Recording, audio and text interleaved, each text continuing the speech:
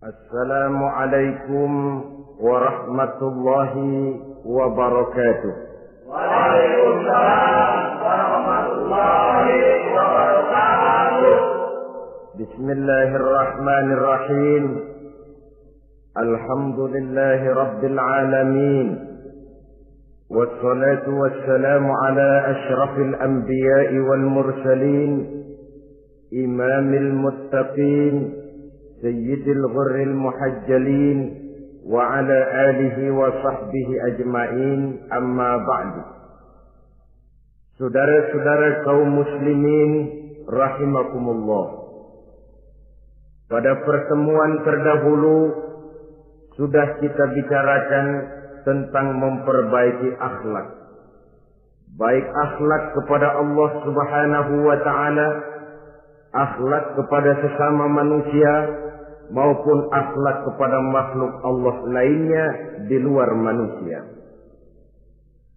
Kemudian secara umum Al-Imam Al-Ghazali rahimahullah membagi akhlak dalam dua bagian besar. Pertama, apa yang oleh beliau dinamakan al-akhlaqul mahmudah, yaitu akhlak yang terpuji.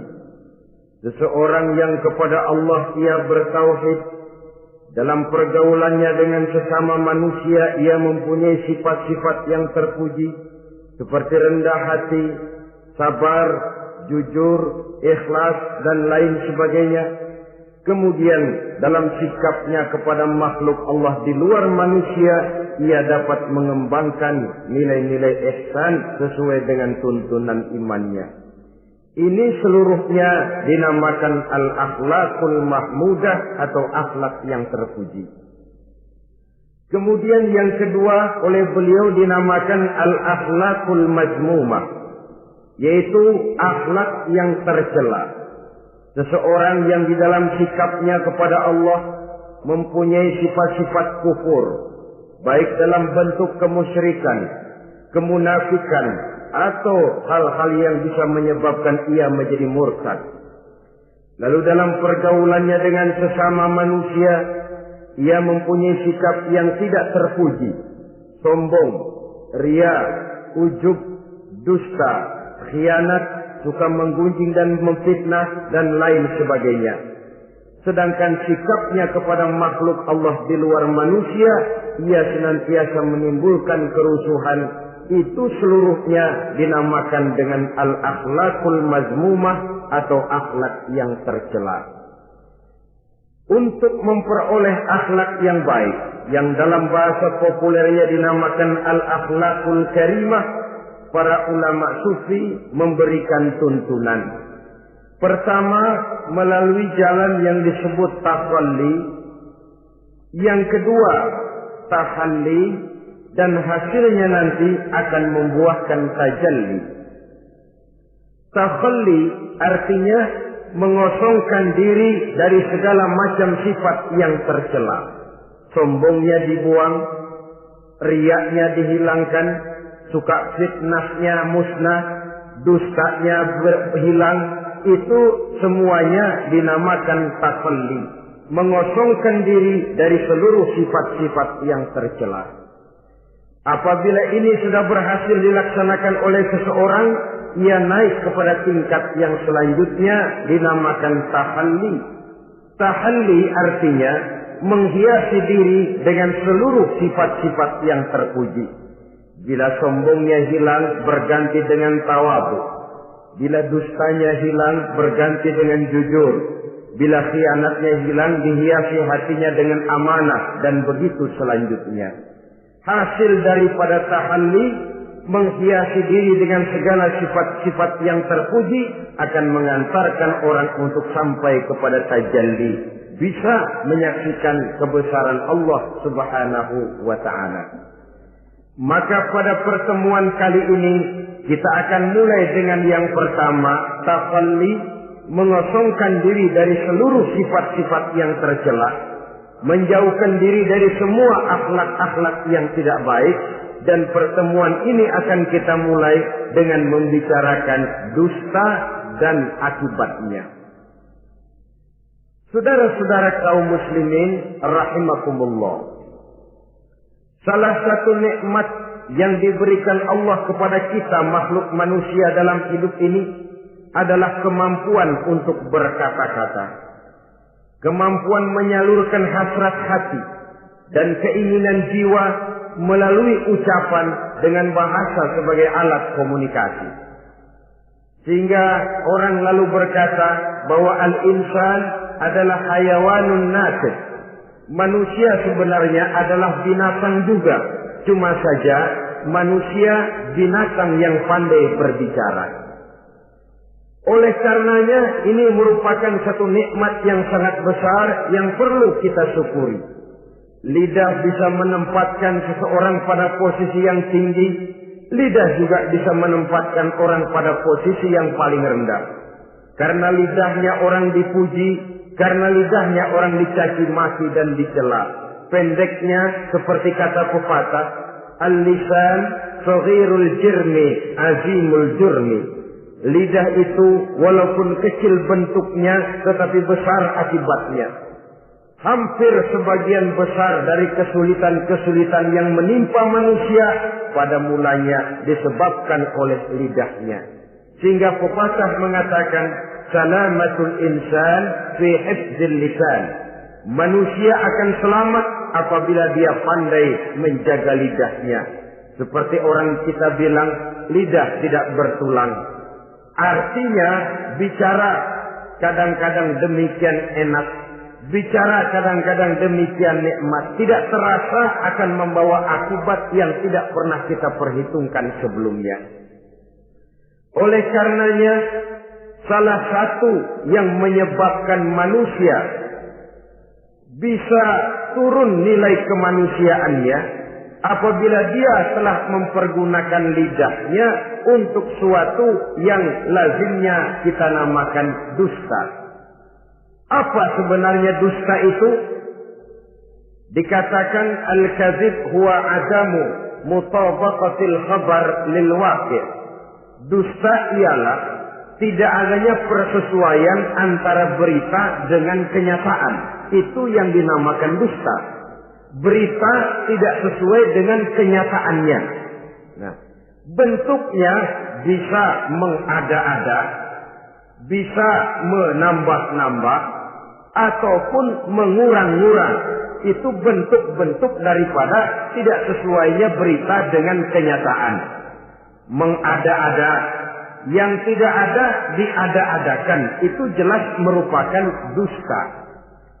Kemudian menambah-nambah, beritanya sebenarnya cuma 1 meter, tapi disampaikan orang kepada kita 5 meter, yang 4 meter tambahan. Disitulah kemungkinan terjadinya penyusupan-penyusupan berupa dusta adanya. Ataupun mengurang-urang. Beritanya sebenarnya 8 meter, sampai ke kita cuma 2 meter. Yang 6 meter berita itu dikorup. Itu juga sudah bagian tersendiri daripada yang dinamakan dusta. Oleh karenanya kita harus berusaha. Pertama dari sifat mengada-ada. Yang tidak ada diada-adakan. Itu jelas dusta. Dan ini pekerjaan paling enak memang. Orang seakan-akan terpesona. Orang seakan-akan kagum. Padahal kita mengada-ada. Barang yang tidak ada diada-adakan. Rasul juga pernah, saudara-saudara. Tapi bernada seperti ini, namun jujur. Satu saat beliau sedang duduk, ada seorang perempuan mengendarai onta, sudah tua sekali ontanya. Lalu Rasul bangun menegur orang tadi, "Bu, kenapa naik anak onta?" katanya. Perempuan ini bilang, "Ya Rasul, yang saya kendarai ini bukan anak onta, tapi biang onta." Begitu. "Iya, tapi dia punya ibu kan? Onta ini punya. Nah, kalau dia punya ibu kan artinya dia anak juga." "Ya memang. Nah, kalau begitu kan artinya ibu memang naik anak onta." "Lah ya iya kalau itu sih." Kelihatannya mengada-ada, tapi memang benar begitulah adanya. Gurau untuk menghidupkan suasana, tapi tidak terlalu berlebih-lebihan. Yang kedua jenis daripada dusta itu menambah-nambah. Ini juga paling enak. Orang sering bilang, kalau kita ngirim duit, jangan harap kurang, jangan harap tambah. Tapi kalau kita ngirim berita, jangan harap kurang. Duit kita kirim kepada orang, jangan harap tambah. Kurang, jangan harap kurang. Atau jangan harap tambah, kurang bisa. Tapi kalau berita kita kirim kepada seseorang, jangan harap kurang itu berita, nambah bisa. Atau kemudian mengurang-urang, ini juga termasuk jenis daripada dusta. Baik mengada-ada atau menambah-nambah, kemudian mengurang-urangi, seluruhnya merupakan pekerjaan yang paling enak. Kita anggap sesuatu yang biasa, padahal akibatnya nanti akan menjadi luar biasa. Saudara-saudara kaum muslimin rahimakumullah. Apa bahaya dusta dalam kehidupan manusia? Pertama, bagi dirinya sendiri. Orang yang berdusta sebenarnya sudah membahayakan dirinya sendiri. Apa bahayanya? Pertama, ia akan dikucilkan dari pergaulan. Sekali dia berdusta, orang mungkin masih percaya. 2 kali dia berdusta, orang mungkin masih bisa mentolerir. 3 kali dia berdusta, orang ngecap. Ini memang udah wataknya nih. Hobi dah kalau begini. Akhirnya dia dikucilkan dari pergaulan. Lain hari, walaupun dia serius bicara, orang nggak lagi nanggapin sebagaimana yang semestinya. Dikucilkan dari pergaulan. Akibat apa? Akibat dari dusta yang dilakukannya. Akan merugikan dirinya sendiri. Ada satu cerita, saudara. Seorang pengembala kambing sedang mengembalakan kambing di tanah lapang. Satu hari iseng dia sendirian. Ini orang kampung pengen tahu dibohongin. Teriak dia, tolong ada serigala, ada serigala. Mendengar teriakan ini karuan, satu kampung orang nyaris keluar semua. Yang bawa pentungan, yang bawa golok, yang bawa pisau. Mana serigalanya mana? Ini pengembala tadi nyengir. Kagak ada. Gue bohongin lo. Sudah, pulanglah orang kampung ini. Sekali, besoknya begitu lagi. Keluar lagi orang kampung, ternyata juga tidak ada serigala. Pada hari yang ketiga, serigalanya benar-benar datang.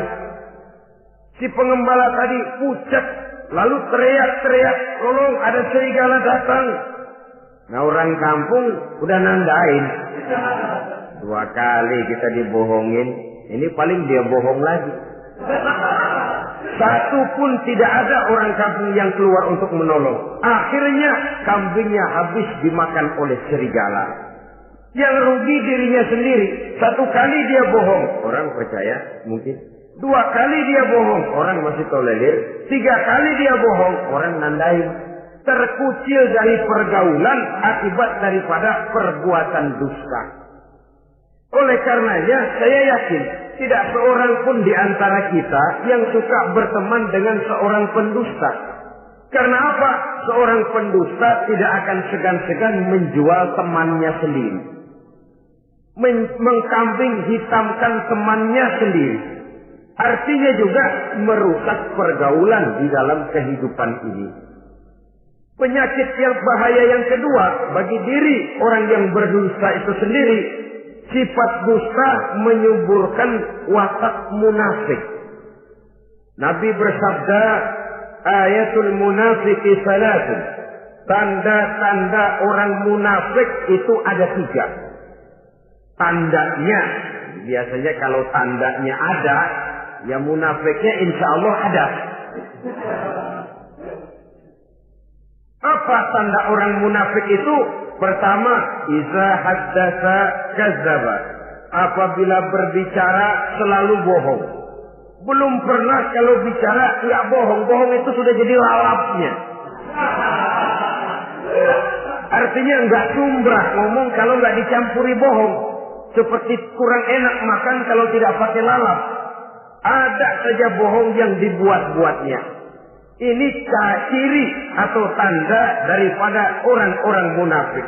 Apabila berbicara selalu berdusta. Satu. Yang kedua, wa iza wa'ada akhlafa. Apabila berjanji dia selalu ingkar. Selalu ingkar tanpa uzur yang dibenarkan oleh syar'i, itu termasuk ciri daripada orang-orang munafik. Karena itu kita oleh agama diajarkan jangan memastikan sesuatu. Pernah Rasulullah ditegur oleh Allah Subhanahu wa taala ketika datang orang bertanya, "Ya Rasul, Ashabul Kahfi itu sebenarnya berapa orang jumlahnya?" Ada yang bilang 5 orang, 6 dengan anjingnya. Ada yang bilang 6 orang, 7 dengan anjingnya. Ada yang bilang 8 orang, 9 dengan anjingnya. Yang benar yang mana Rasul? Rasul menjawab, besok. Jawabannya besok. Kenapa Rasul berani mengatakan jawabannya besok? Sebab beliau ngandelin. Biasanya kalau ada pertanyaan dari umat, lalu turun wahyu sebagai jawaban atas pertanyaan tadi. Sudah. Besoknya dari pagi Rasul nunggu wahyu turun. Enggak turun. Besok nunggu lagi. Enggak turun juga. Bingung. Sekali turun malah negur beliau. Wala taqulanna li syai'in inni fa'ilu dzalika ghadan illa ayyasha Allah. Kalau belum apa-apa Muhammad jangan berani ngeduluin. Besok. Semuanya hanya bisa terjadi dengan izin Allah. Illa ayyasha Allah. Oleh sebab itu harus diawali dengan insya Allah. Insya Allah besok saya pasti datang. Insya Allah ya karena kita beriman kepada Allah. Kepastian di tangan Allah. Pastinya karena kita memang berniat benar ingin datang. Kita kadang-kadang insya Allah ini jadi lalap sih. Asal dia bilang insya Allah udah tulen kagak mau dah. Besok ya, insya Allah enggak ada. Ini salah kaprahnya kita, saudara-saudara. Yang ketiga, ciri daripada orang munafik itu wa iza tumina khana. Apabila dipercaya, ia selalu berkhianat. Tidak pandai menjaga amanah dalam kehidupan ini. Tidak boleh mendapat satu kepercayaan lalu dikhianatinya kepercayaan itu. Maka jangan lupa bahwa kita diberikan lidah, kita diharuskan memelihara lidah. Dengan apa? Menjaganya daripada sifat-sifat dusta. Apabila berjanji, kita berusaha menepati. Apabila dipercaya, kita berusaha menjaga amanah. Kenapa? Mencari kepercayaan itu sulit, saudara. Tetapi memelihara kepercayaan itu jauh lebih sulit. Apalagi kalau yang bernama rahasia. Rahasia itu memang selama masih ada dalam hati. Kalau sudah kita bicarakan kepada orang lain, itu sudah bukan rahasia lagi sifatnya. Memang sih pada mulanya kita bisa ngomong. Nih gue ngomong begini nih sama lu doang nih. Lu jangan ngomong-ngomong sama yang lain ya. Nanti yang kita ajak ngomong lagi sama orang lain. Nih sama lu doang nih. Jangan ngomong-ngomong sama yang lain. Akhirnya kan terus sampai walaupun setiap kali ngomong mesti cuman malu doang nih ya. Tapi akhirnya tuh beritanya jadi merata menjalar. Kenapa? Rahasia adalah apa yang ada di dalam hati. Jikalau sudah kita bicarakan kepada orang, sudah bukan rahasia lagi namanya. Apalagi sifat manusia. Kalau dia lagi seneng sama kita, jangankan perbuatan kita yang baik, perbuatan kita yang salah pun masih dibenarkannya juga. Tapi kalau dia sudah jengkel sama kita, jangankan kita main judi, kita ngaji masih salah. Itu kalau orang sudah nggak senang itu ya begitu. Dia benci sama kita. Jangankan kita main judi, kita baca Quran masih salah. Tapi kalau dia senang sama kita, hampir matanya itu hilang dari penilaian-penilaian yang objektif. Oleh karenanya sifat dusta menyuburkan sifat kemunafikan di dalam diri seseorang. Yang diantara tandanya tadi, iza haddasa kadzaba. Apabila berbicara, ia selalu berdusta. Kemudian bahaya yang ketiga, orang yang selalu berdusta jauh dari ketenangan. Sebab apa? Pada saat kita mendustai seseorang, orang itu mungkin percaya. Tapi makin dia percaya, makin tersiksa batin kita. Kenapa? Hati kita sendiri ngomong, lu percaya kok gue bohongin? Kita sendiri tahu bahwa kita bohong. Itu yang menyiksa batin. Jauh dari ketenangan. Apalagi akan timbul satu sifat was-was. Ntar dia tahu. Bagaimana kalau rahasia ketahuan? Bagaimana kalau dia tahu saya bohong? Ini akan menyebabkan seseorang jauh dari ketenangan hidup. Makin rajin dia berdusta, makin tersiksa jiwanya. Lain kalau hatinya sudah mati.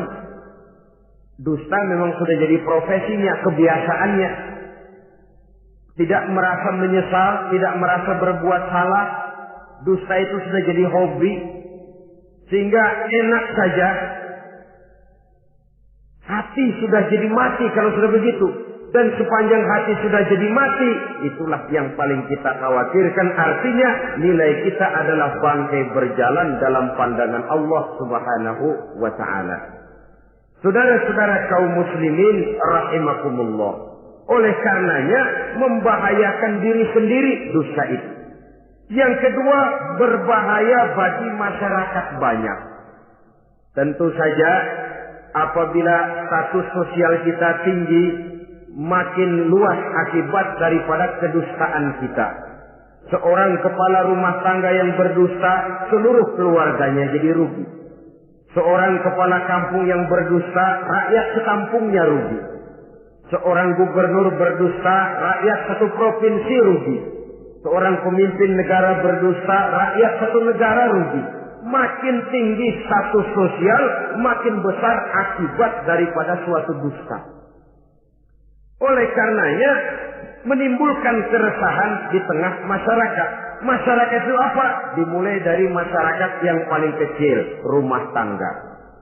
Kalau satu rumah tangga sudah diwarnai oleh sesuatu yang bernama dusta, maka ketenangan, ketentraman, kebahagiaan rasanya akan sulit terwujud di dalam rumah tangga itu sendiri.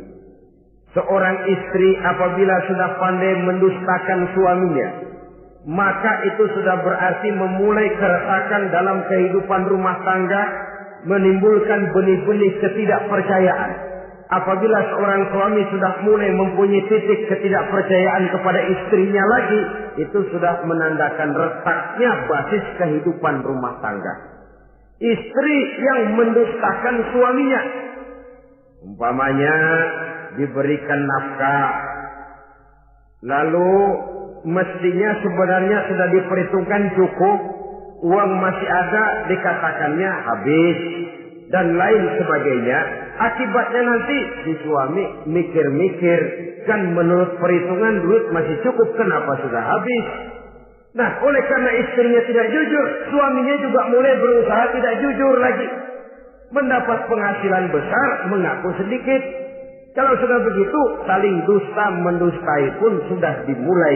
Nanti akan terus meresap kepada kehidupan daripada anak-anak sebagai anggota di dalam rumah tangga kita.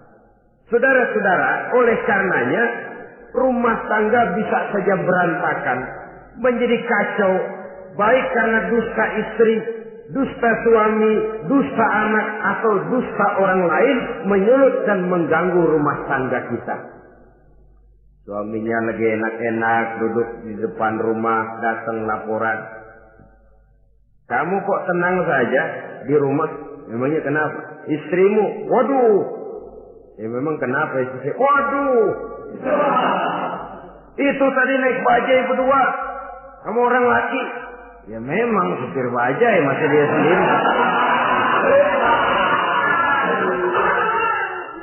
Tapi kalau berita ini digunting, dikat sampai di situ, kan nanti ini sudah menimbulkan suami mendengar istrinya naik bajai berdua dengan orang laki, tentu marah. Pulang istrinya sudah payah-payah dari pasar, dicaci maki dan lain sebagainya. Apa ini? Akibat dari omongan, dari lidah yang memang kecil dan tidak bertulang itu, tapi sungguh sangat besar akibatnya. Kemudian juga pergaulan.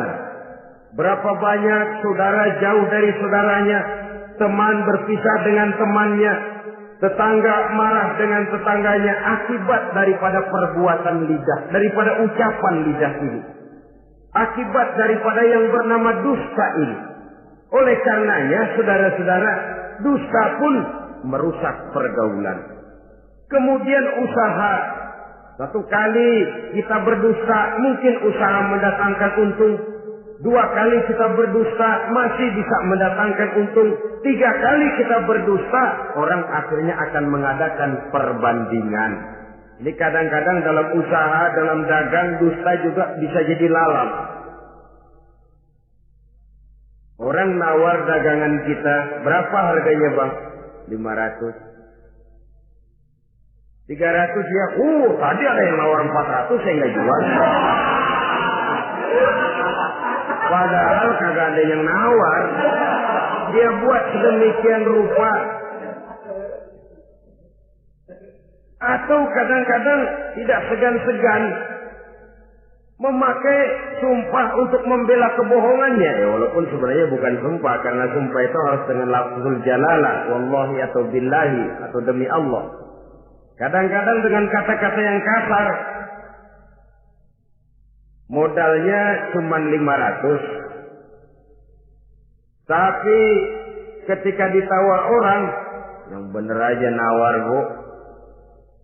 Padahal ini saya beli modalnya aja 700 perak, biar mampus nih. Dia beli cuma 500, ngaku modalnya 700 pakai biar mampus lagi. Saudara hadirin yang saya hormati, sepintas mungkin orang percaya, mungkin orang lain tergerak untuk membeli, tapi kemudian keuntungan yang didapat dengan jalan berdusta itu bisakah membawa berkah dalam kehidupan kita? Rasanya tidak. Dan kalau sudah tidak membawa berkah, maka itu keuntungan itu tidak lagi akan mendatangkan ketenangan di dalam kehidupan. Oleh karenanya menjaga lidah ini memang berat. Sehingga dalam satu hadis lain Nabi bersabda, al-jannatu mustaqatun ila arba'ati nafar. Surga rindu, surga kangen kepada 4 macam manusia. Ini model. Biasanya manusia yang kepengen benar masuk surga, ini malah surganya yang rindu, kangen benar kepengen dimasuki oleh 4 macam manusia. Siapa mereka? Pertama, taliyil Quran.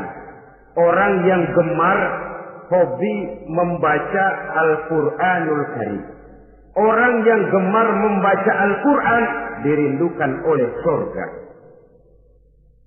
Apa membaca sekedar membaca? Ya, membaca Quran kan beribadah, dari sebab membaca itu mengerti atau tidak mengerti artinya.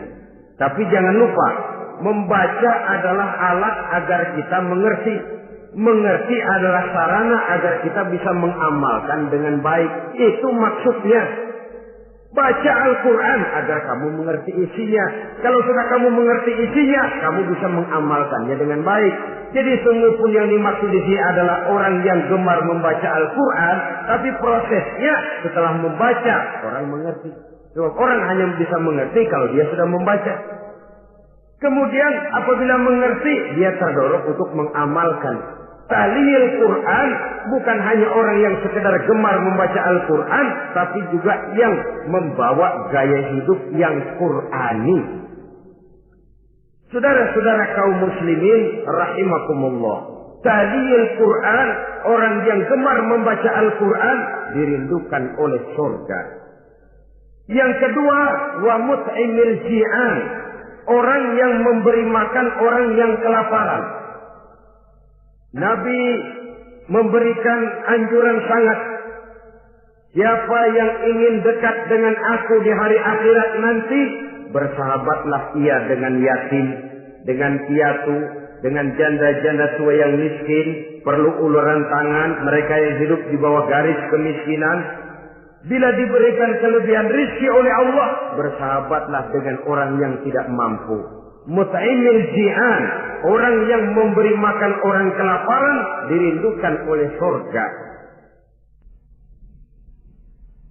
Saudara-saudara kaum muslimin rahimakumullah, demikian besar perhatian Islam terhadap kepekaan sosial, terhadap kesetiakawanan sosial ini, sampai dalam ayat Al-Quran dijelaskan oleh Allah Subhanahu wa ta'ala, ara'aita allazi yukadzibu bid-din fadzalika allazi yad'ul yatim wa la yahuddu 'ala ta'amil miskin.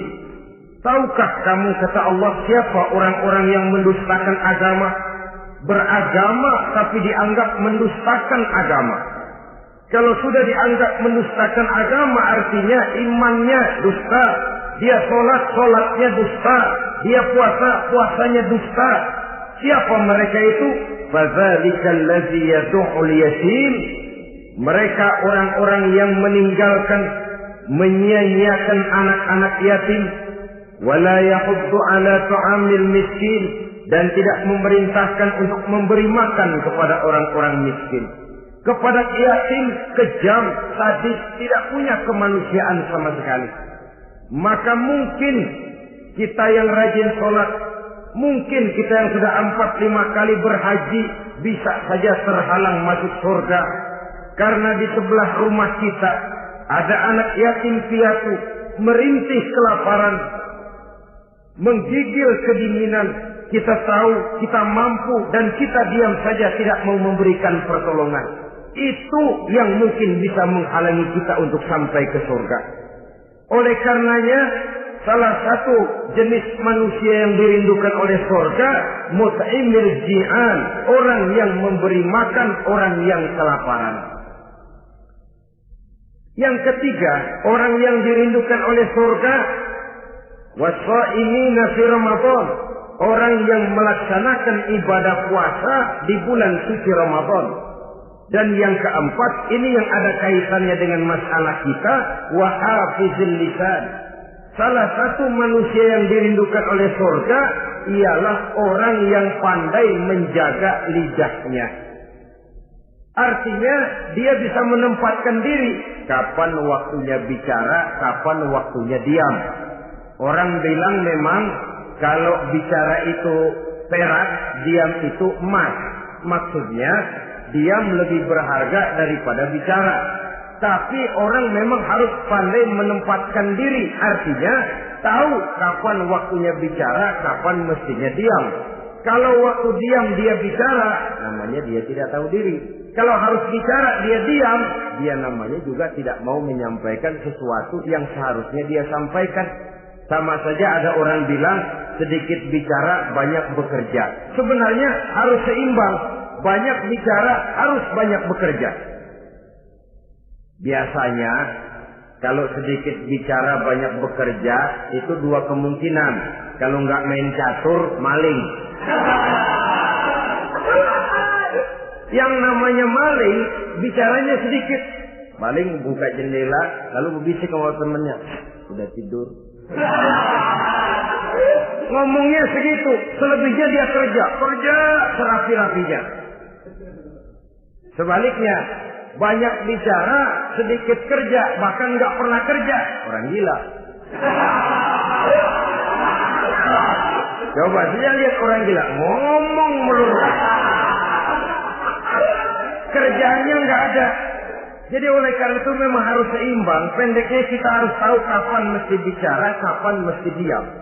Kalau menghadapi kebatilan kita diam, kata Nabi, as-sakitu 'alal batil syaitanun asraf.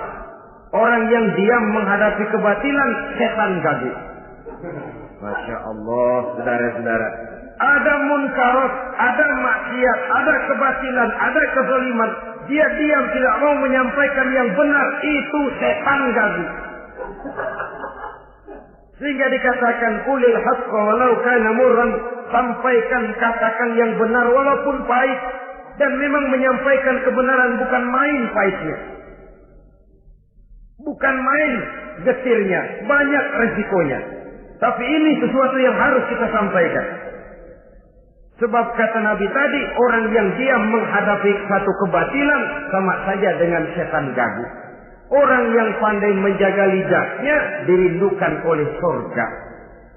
Dan ini walaupun kelihatannya pekerjaan ringan, kecil, berat, saudara-saudara.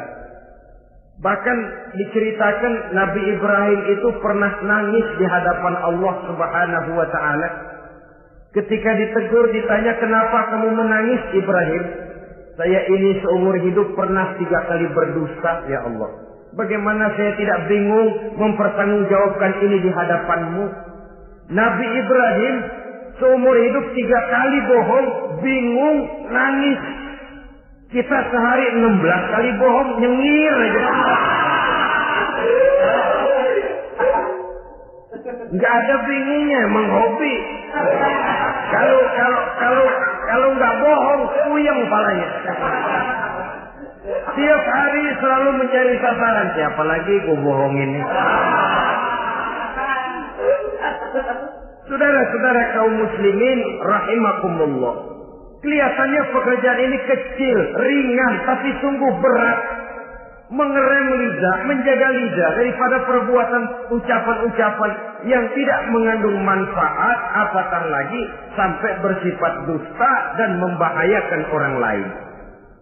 Oleh karenanya, dusta ini kalau dalam agama, berdusta dalam agama biasanya munafik. Mulutnya beragama, tapi hatinya kafir.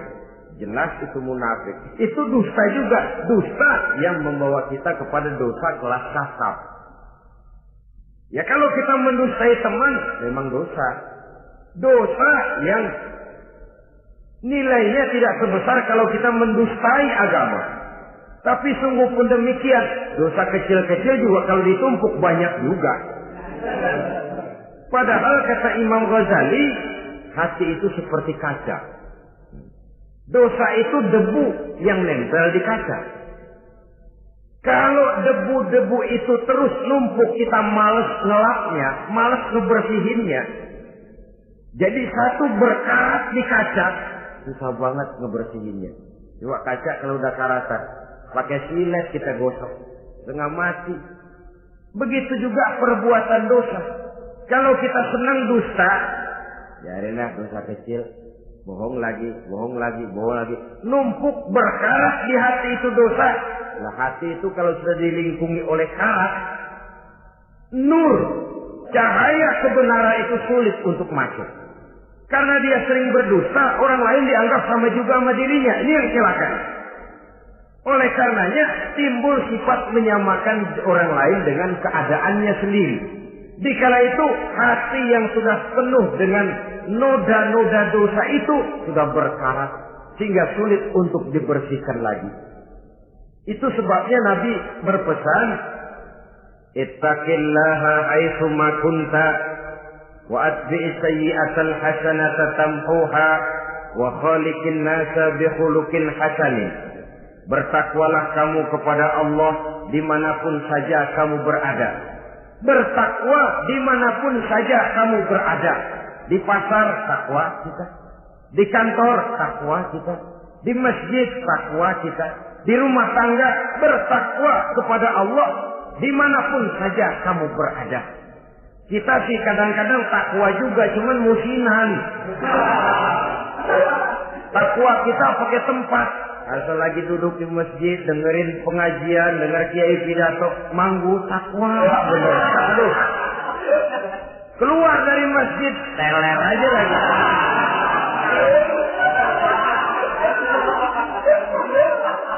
Takwa juga kita cuma pakai tempat. Nabi pesan dimanapun kamu berada, ittaqillah haitsu ma kunta. Bertakwalah kepada Allah dimanapun saja kamu berada. Wa atbi'i sayyi'atal hasanah tamhuha. Ikuti perbuatan salahmu dengan kebaikan, niscaya kebaikanmu akan menghapus kesalahan yang kamu kerjakan. Kalau sadar kita, ya Allah tadi berdusta, astagfirullah, perbanyak istighfar. Ikuti. Jadi begitu tuh kaca kena debu, lap. Kena debu lagi, dilap lagi. Kena debu, dilap lagi. Insya Allah tidak sampai berkarat. Jangan lalu nunggu. Ntar aja dah taubat, udah tua-tuaan dikit. Kayaknya umur dia yang ngatur. Saudara-saudara, oleh karenanya ikuti perbuatan salah dengan kebaikan. Terselip kita berbuat salah, iringi dengan sedekah. Terselip kita melakukan dosa, iringi dengan istighfar. Melihat sesuatu yang haram, astagfirullahaladzim. Lalu dipalingkan, jangan mulut astagfirullah, mata melotot terus.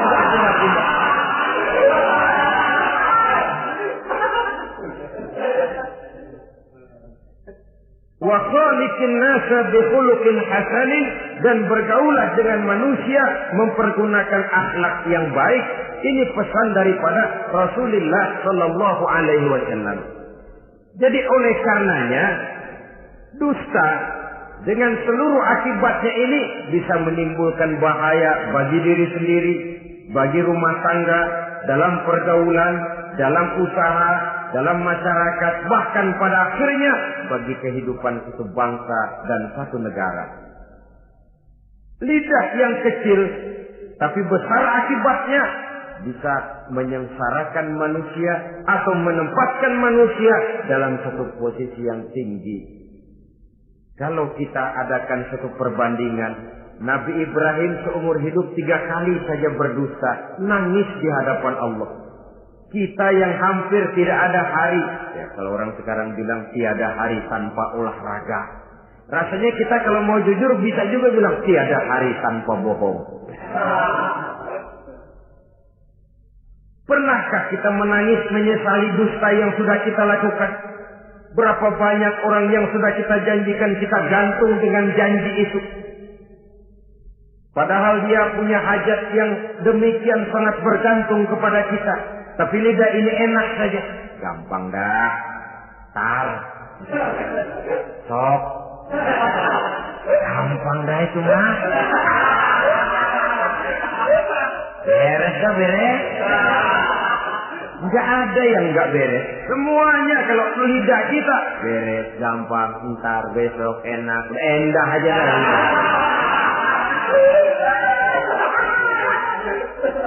Habis orang kita gantung dengan harapan.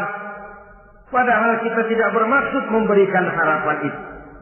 Sementara kita melangkah melenggang dengan senyum, sedang orang lain menggerutu. Saudara-saudara kaum muslimin rahimakumullah, ini pada gilirannya akan kembali penyakitnya kepada diri kita juga. Menyuburkan watak munafik, mengucilkan kita dari dalam pergaulan, dan menjauhkan kita daripada ketenangan hidup. Karenanya dusta memang berbahaya. Dalam perjuangan, dusta akan menimbulkan watak pengkhianatan. Dusta juga bisa menyebabkan munculnya musuh-musuh dalam selimut, yang pura-pura berteriak membantu perjuangan tapi di belakang mencari titik kelemahan kita. Oleh karenanya, mencari teman yang bisa diajak tertawa itu gampang. Mencari teman yang mau diajak menangis itu sulit.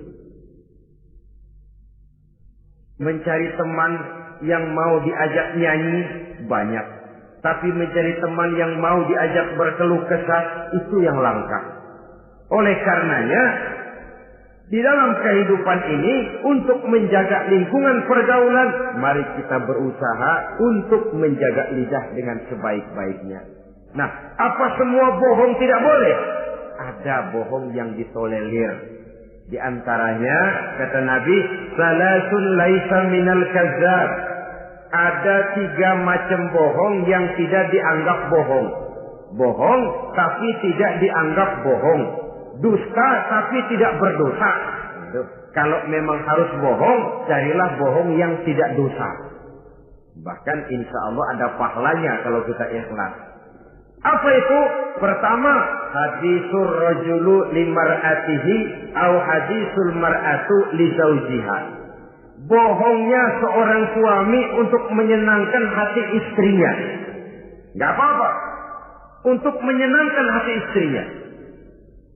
Misalnya suami pulang dari kantor perutnya lapar, begitu makan nyobain sayur asinnya luar negeri.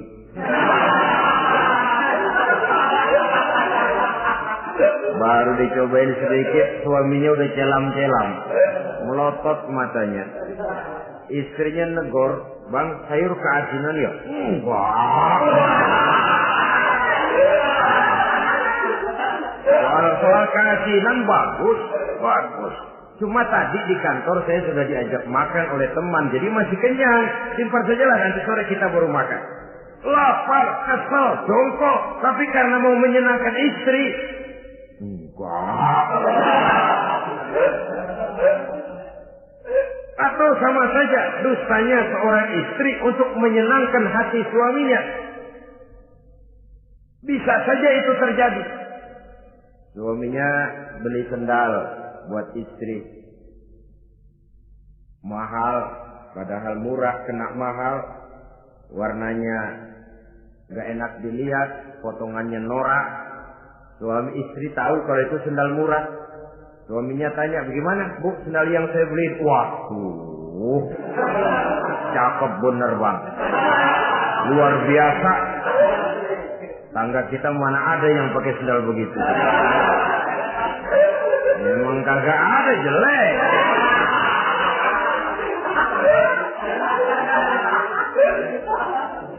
Tapi kalau waktu itu istrinya jujur, malah akan bisa menimbulkan keretakan. Bohong seperti ini termasuk bohong yang bisa ditolerir. Untuk menyenangkan hati istrinya atau untuk menyenangkan hati suaminya. Tapi lalu jangan dieksploitir.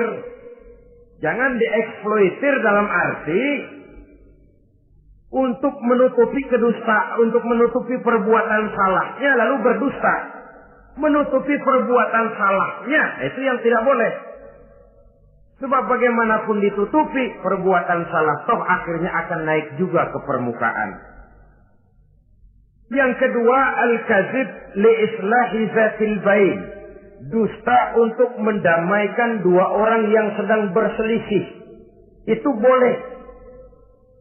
Malah Raja Iblis, kalau ada dua orang yang sedang berselisih, marahan kita jadi tukang sulut, tukang ngipasin. Datang ke sana ngipasin, datang kemari ngipasin. Tidak mendamaikan. A marah sama B. Datang kita sama A katanya kamu marahan sama B. Ya itu B kurang ajar. Enggak begitu. Saya kemarin ketemu di si B, dia bilang kangen sama sampean, pengen ngobrol sama-sama. Padahal B enggak pernah ngomong apa-apa.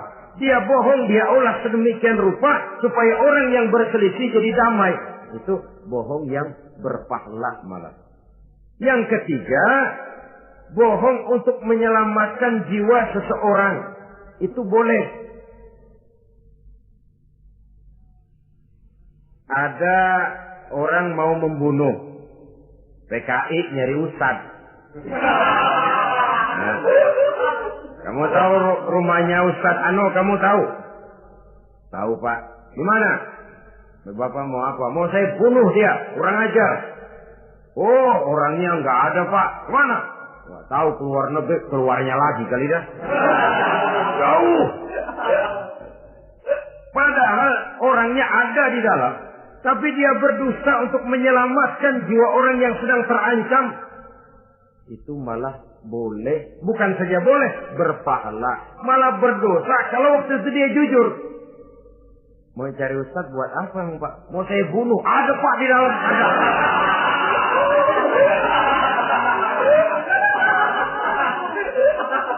Sentimen, kalau perlu saya bantuin, Pak, ada.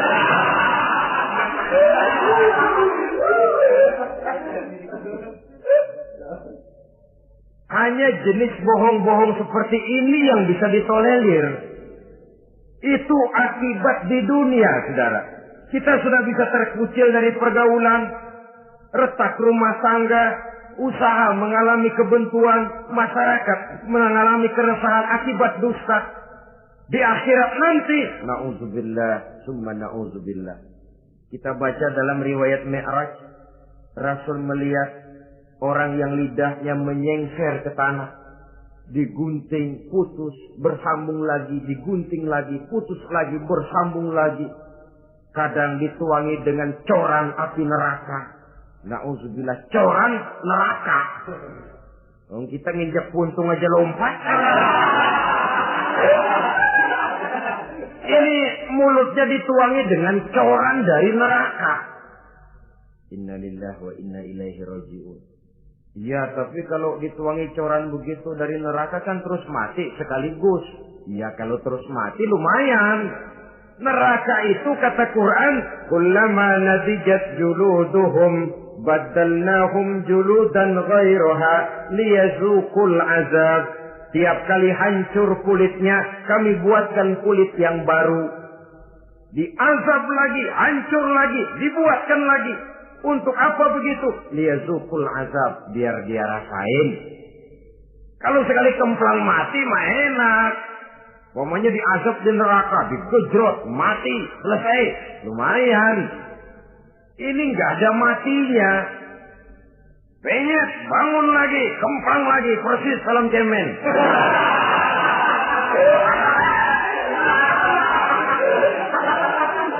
Cuma kalau film cemen mah film, dan itu jelas dusta, di neraka orang tidak kenal mati. Hancur jasadnya, dibuatkan lagi, diazab lagi, dan begitu selanjutnya. Jangan lalu berhitung. Kalau dosanya kebanyakan kan malaikat Malik gemes, ntar dilemparin ke neraka, kelebihan lewat. Jadi nggak mampir di neraka. Ya nggak mungkin, saudara-saudara. Tiap kali hancur kulitnya, diganti dengan kulit yang baru. Untuk apa itu? Liyazuqul azab. Biar dia rasakan benar azab itu. Allahu Akbar. Sudah di dunia dia mendapat akibat yang sedemikian rupa dan punya akibat buat yang lain. Di akhirat nanti dia akan menanggung azab. Apalagi kalau dustanya sampai membuka aib saudaranya sendiri. Dusta untuk menelanjangi orang lain. Logikanya saja, kalau ada teman kita atau aurat kita terbuka, kita harus menutup. Muslim dengan muslim seperti satu badan. Bila yang satu sakit, yang lain ikut merasa sakit. Bila yang satu tercela, yang lain ikut merasa tercela. Dikala itu, kita harus justru menutupi aib orang lain. Malahan Nabi mengatakan, siapa yang menutupi aib saudaranya di dunia ini, saudaranya muslim, Allah akan menutupi aibnya di akhirat nanti. Kita kadang-kadang bukan nutupin sih, malah ngorek-ngorek. Kadang-kadang nggak tahu aja belagak tahu. Ya, gue dengar anak.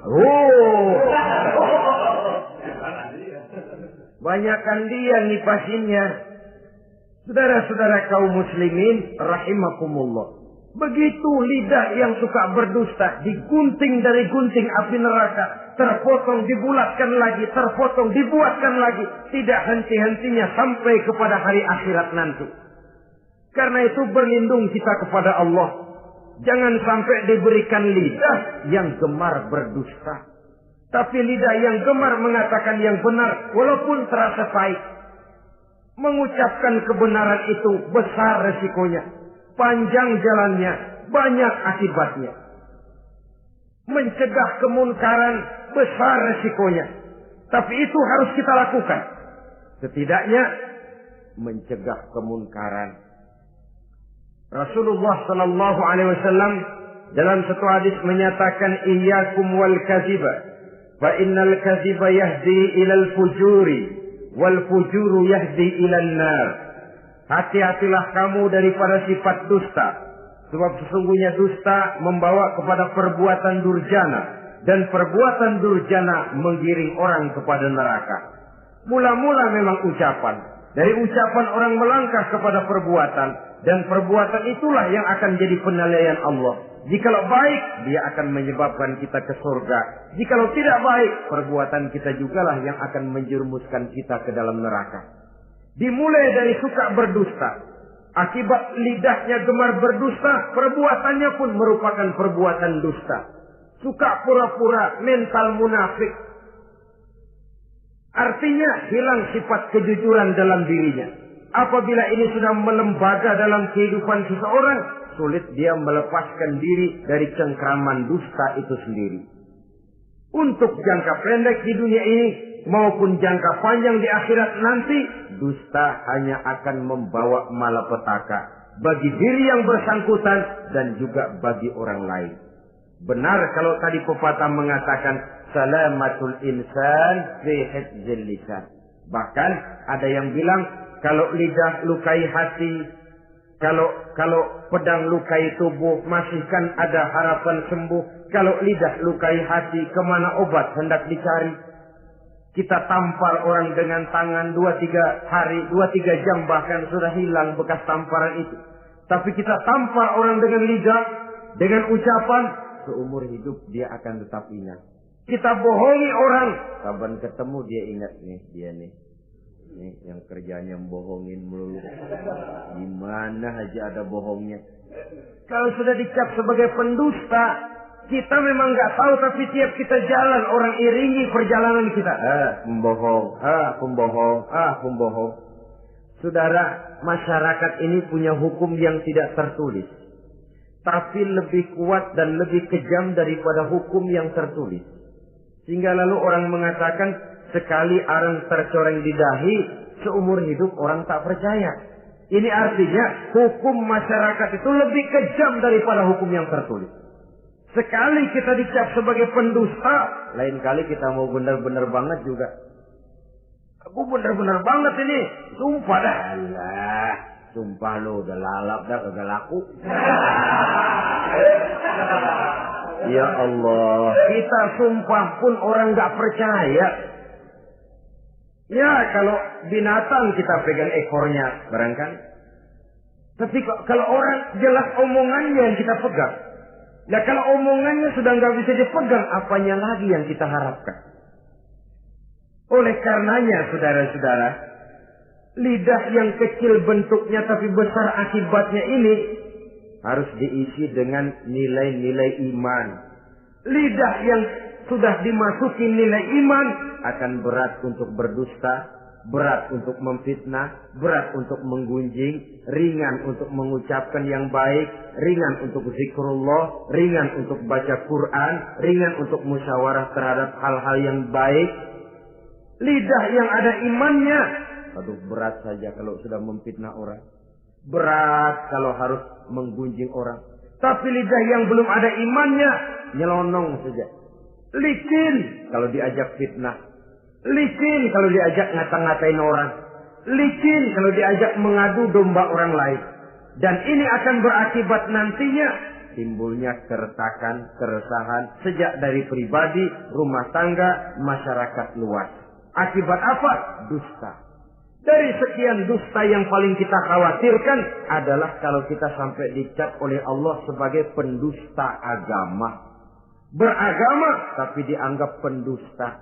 Agama sekedar lipstik, agama sekedar dekorasi, agama sekedar penghias kartu tanda penduduk, tapi hidup jauh dari tuntunan nilai-nilai agama. Pendusta-pendusta agama semacam ini pada gilirannya akan terkena penyakit yang disebut munafik. Iman lidahnya tapi kufur hatinya. Islam ucapannya tapi kufur perbuatannya. Nah, ini resikonya sangat besar. Adapun dusta-dusta kepada orang lain, dosa ya dosa, tapi dosa yang mudah untuk bertaubat. Kalau saya katakan mudah untuk bertobat, saya bukan merangsang kita untuk berdusta, bukan. Tetapi jangan lupa seperti saya katakan tadi, bagaimanapun ringannya satu dosa, kalau ditumpuk, dan ditumpuk, dia akan berurat, berakar dan berkarat di hati kita. Dan bukankah hati itu merupakan cerminan dari seluruh panca indera?